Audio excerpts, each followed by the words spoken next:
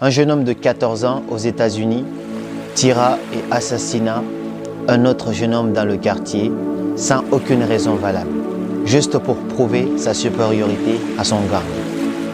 Il fut arrêté, jugé avant d'être condamné. Tout le quartier était choqué. Mais durant tout ce temps, la mère du gosse qui avait été tué n'avait pas dit un seul mot, parce que c'était son fils unique. Elle était complètement abasourdie.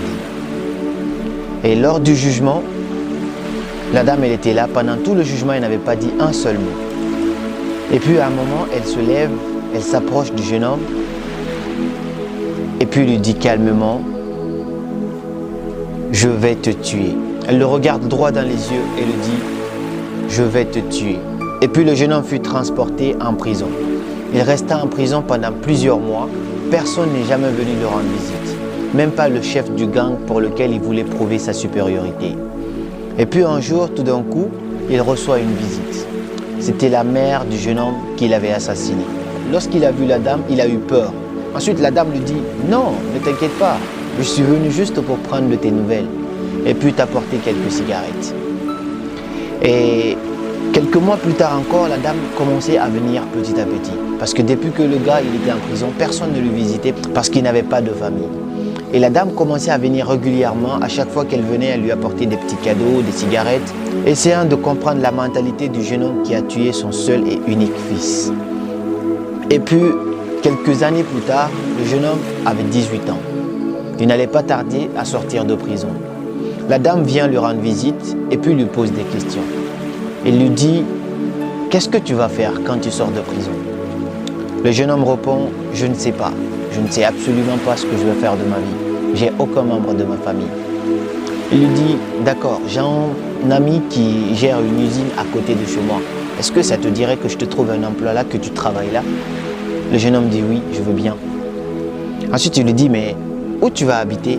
Le jeune homme dit, « Je ne sais pas, je n'ai aucune idée. Je n'ai pas de famille, j'ai personne. » Il lui dit, « J'ai un petit espace chez moi, j'ai une petite chambre chez moi. Est-ce que tu veux habiter là-bas également ?» Le jeune homme accepte ça aussi, il dit oui. Et puis les années passées, le jeune homme habitait maintenant chez la dame, il travaillait, il avait commencé à avoir une situation stable et beaucoup plus équilibrée. Et un soir, la dame appelle le jeune homme et lui dit, « Je veux te voir dans ma chambre, je veux qu'on parle. » Le jeune homme vient et la dame lui demande, « Est-ce que tu te rappelles le jour de ton jugement, je t'avais dit une phrase, je t'avais dit que j'allais te tuer. » Il dit, « Oui, maman. Je me rappelle. Je ne vais jamais oublier ce jour. » Il dit, « Bien, alors je l'ai fait. »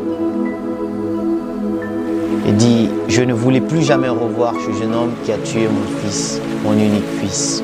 Je ne voulais pas voir cette personne horrible sur cette terre à nouveau.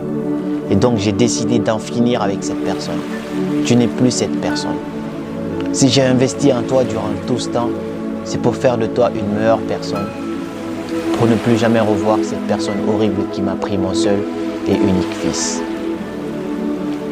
Ensuite, la dame lui dit, « Maintenant, je vis seule ici, j'ai plus personne. Je voulais te demander, est-ce que tu voulais vivre ici avec moi? Est-ce que tu voulais devenir mon fils adoptif? »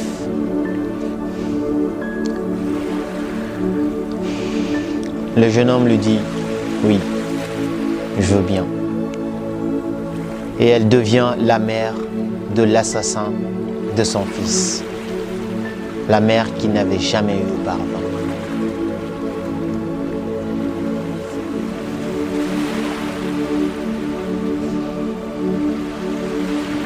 Je ne sais pas c'est quoi la morale de cette histoire. Peu importe l'interprétation que tu donneras à cette histoire, j'espère qu'elle t'a touché et qu'elle t'a appris quelque chose. Merci.